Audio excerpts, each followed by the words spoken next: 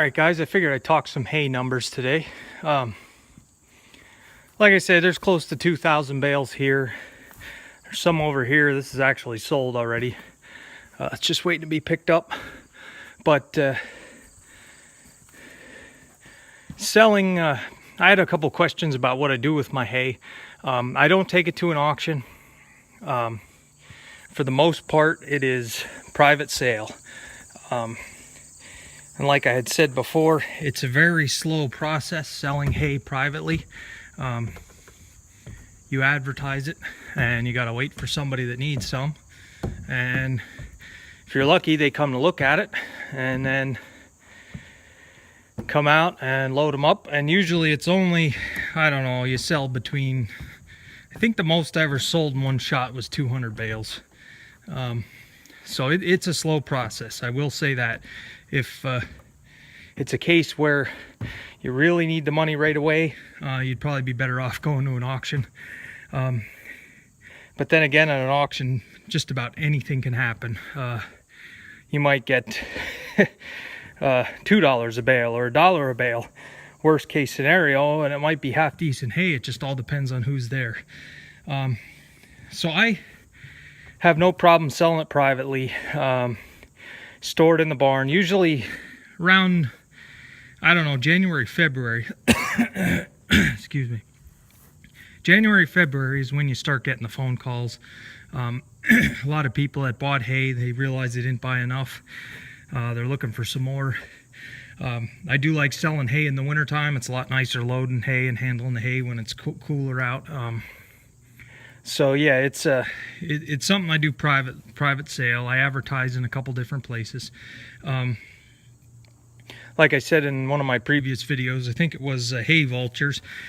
Selling it privately, you sometimes have to deal with hay jockeys that are coming here to just basically move your hay and take it to somebody else and profit off of it. And like I say, there's always a negotiation that they try to do and come up with excuses as to why your hay's no good. So it's just something you have to deal with. So I was going to talk a little bit about yield.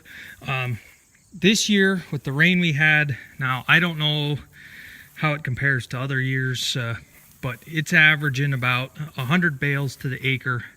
Now that's first and second cutting. So it's about 100 bales to the acre, and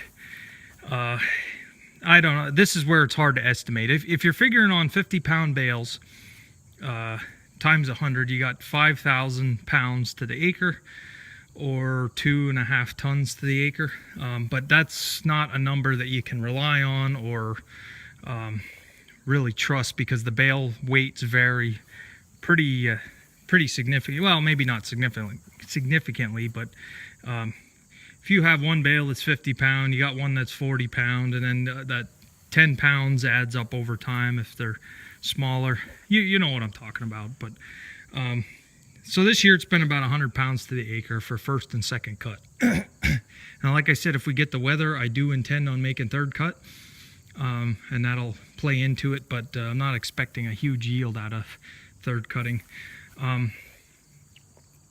So that's not too bad. I don't know. Some of you guys might get better yields.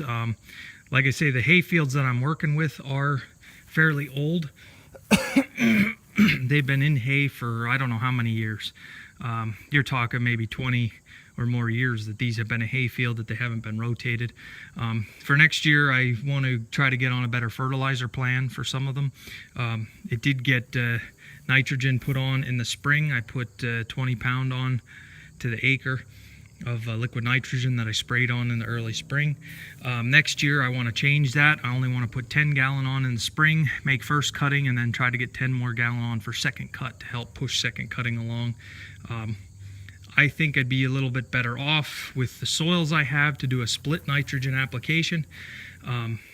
My soils can only hold, I did the math on this, it's a number that they say you should absolutely know, the cation exchange capacity. I think my soils can only hold 130 pounds, pounds of nitrogen per acre at any one time. So I'm planning on doing a split nitrogen application with the corn too for next year. But just talking some yields. That was put on in the spring, 40 gallon or 20 gallon to the acre all at once. 100 bales to the acre with the 2 cuttings is what I had averaged. So, like I say, if you're going to use the 50-pound bale number, which isn't something you can really rely on, that's 5,000 pounds of hay to the acre.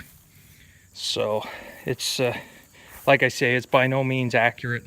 I don't have any type of scales or anything that weighs hay or any type of yield monitor on the small square baler, but that's what I was working with this year with all the rain and everything. So we'll see.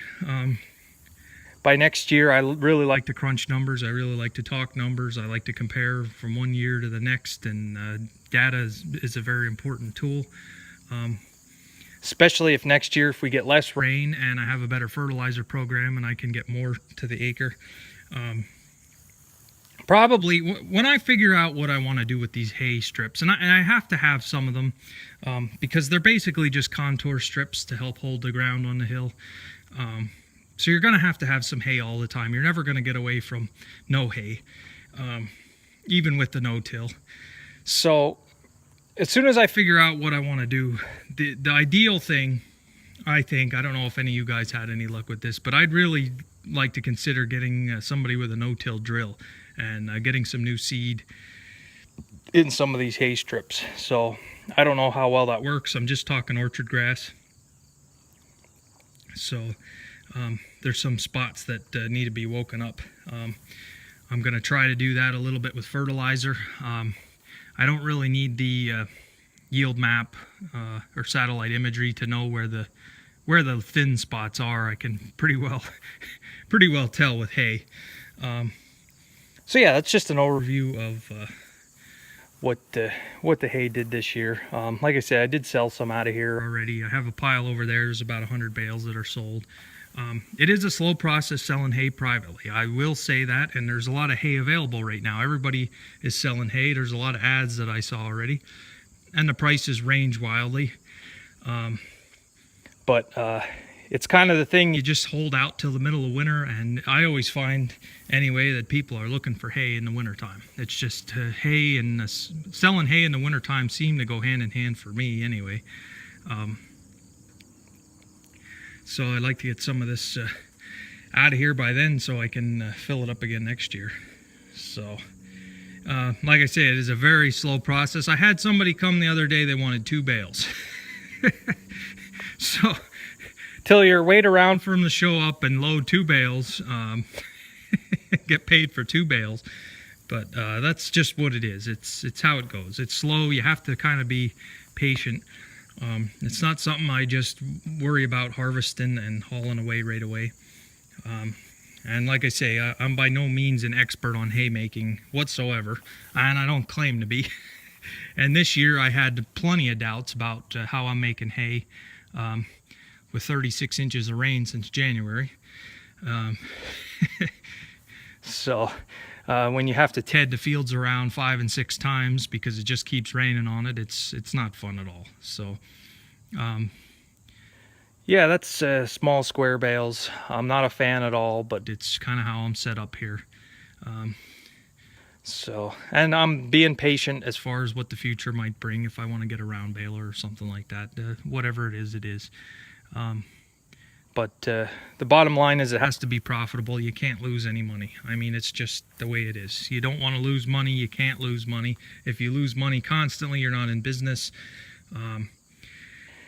And you have to have reserve. If you don't have anything in reserve, if you're always operating on a shoestring budget, that can have its drawbacks too, because anything can happen at any time.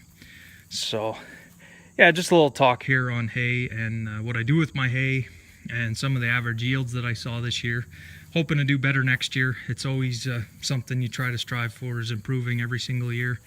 And I want to try to get a better fertilizer plan and some lime.